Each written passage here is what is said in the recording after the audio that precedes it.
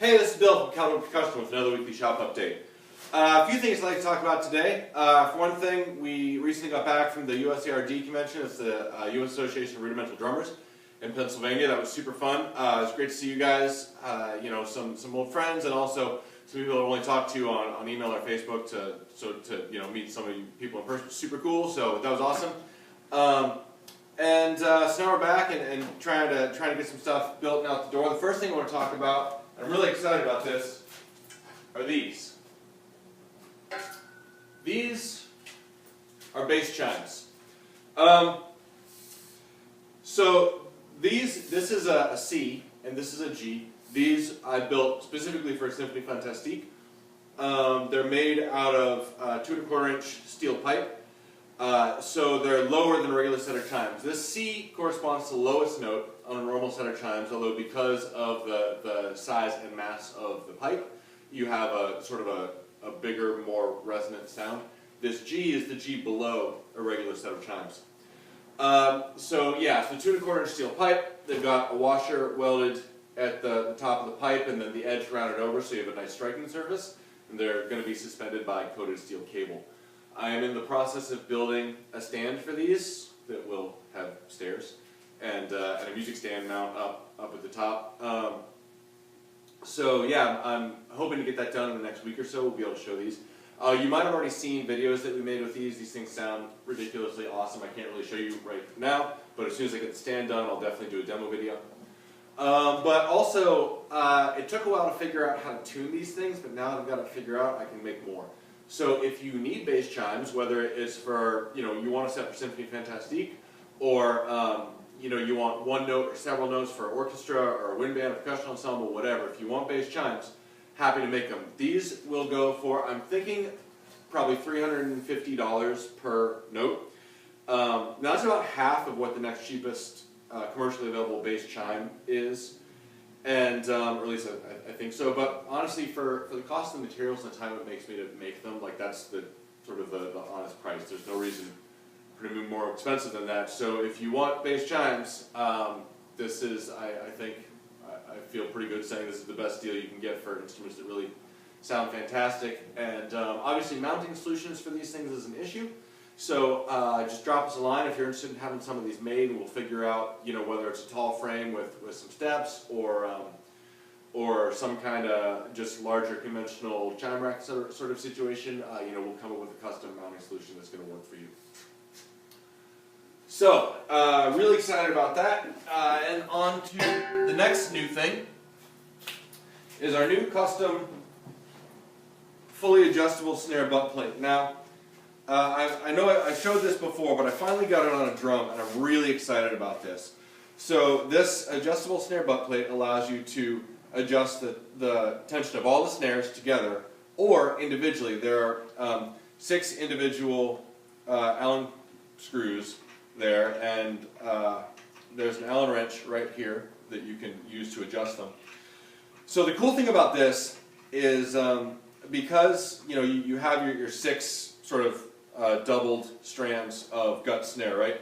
And being able to adjust them all together at once is great, but the thing is gut's a natural material, and so it'll move with humidity changes, but also gut is usually not super consistent in terms of its sort of density or how tight the grain is.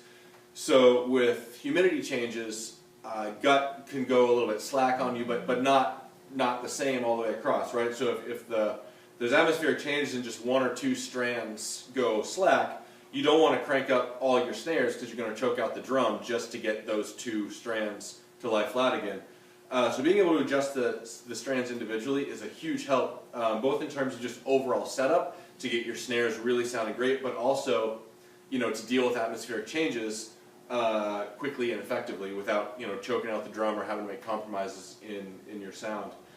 The other cool thing about this is it applies tension parallel to the surface of the head.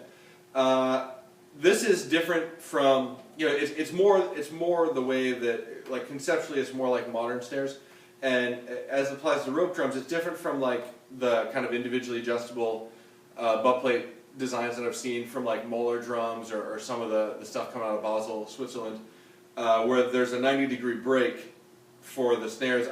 To me, having the tension be applied parallel to the playing surface gives you a better ability to fine tune, and also just yields a more sensitive snare response.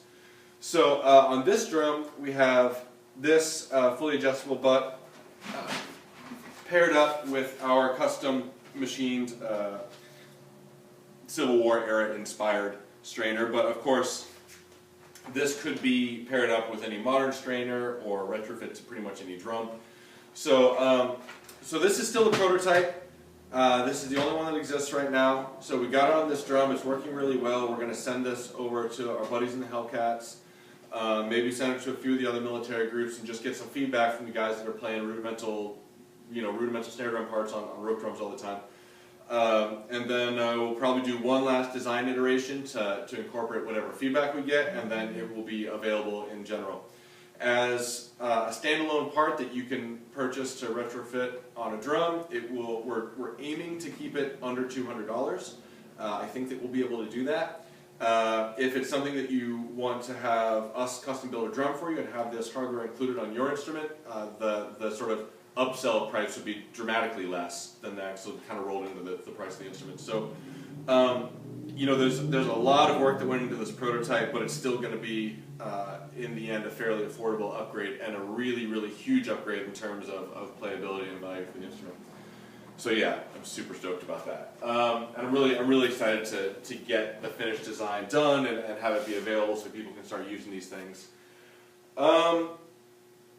The next thing is this 16x16 that we did for Bob Elshaw. This has a throw-off on it, so you can use it as a snare or a tenor. Also, something I've never done before is coloring the laces. The laces on these ears is kangaroo hide, and I just dyed these red. Bob had a particular color scheme that he wanted for this drum, so you probably can't see it from the video, but the gasket behind the badge is red, and you know, with these red lacing on the ears, I think it looks really cool. So yeah, I was really pleased with how this drum turned out. Then we have this. This is a 12x14 rope drum that belongs to the U.S. Air Force Band in D.C. They sent this to us because they wanted us to put a snare throw-off on it so they could use it as a snare or a tenor. So we did that. Ended up having to fix a bunch of other things. The hoops were really warped, and some of the ears were kind of coming apart. A few other things. Just did like general repair and sort of upgrade stuff. But yeah, this will hopefully go back together today. We can ship back to D.C. Really proud. Anytime I get to do work for military groups, that's super cool. Yeah, this was a great little project. And then last, this is an 18x24 that belongs to the Patriots Fife and Drum Corps in New York. And this is a cool old drum that came to us, and it was kind of falling apart. So we did some repairs in the shell, refinished the hoop, replaced the rope, cut new bearing edges, had to re-glue sections of the rear, just a whole bunch of stuff. But it turned out really great, super cool drum. So they're going to come pick that up this weekend. We have a snare for them too that we're working on, but that's sort of a much bigger project. But hopefully that'll be done soon, can show you guys. So anyway, I have to get back to work, but thank you so much, and I'll catch you next time.